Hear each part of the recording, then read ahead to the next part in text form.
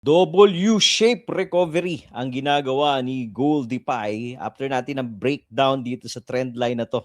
Mahaba itong trend line na to eh. Binasag po natin yan kagabi hanggang New York session, dinamp tayo. Kaninang Asian session po, gumagawa tayo ng letter W na recovery. So, ito po yung itsura niya.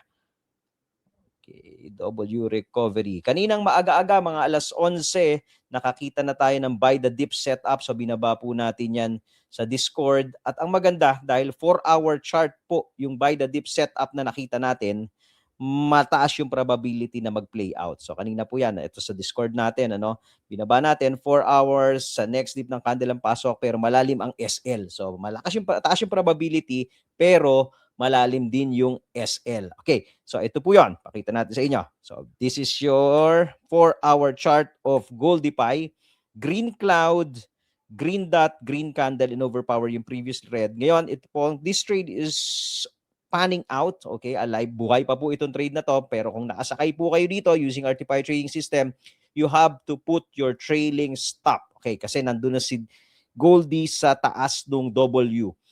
Ang tinitingnan ngayon natin, ngayong London session, kung saan siya babasag. Babasag ba siya sa taas or babasag siya sa baba? Kasi kung babasag po ito sa baba, there's a probability that we're going to go back sa 4,860, 4,850 area ulit. So pwede tayong mag-consolidate dito sa area na yan. Pero kung babasag tayo sa taas, may mga resistance na tayo. Unahin na natin itong 4,970 area. Ito pong area na to can be a possible resistance ni Goldify, pati po itong taas ng red cloud natin. So, depende kung saan po siya babasag.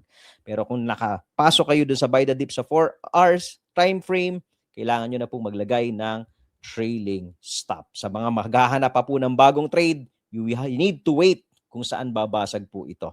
And then, look for entries sa lower time frame, either sa 5-minute or 15-minute time frame.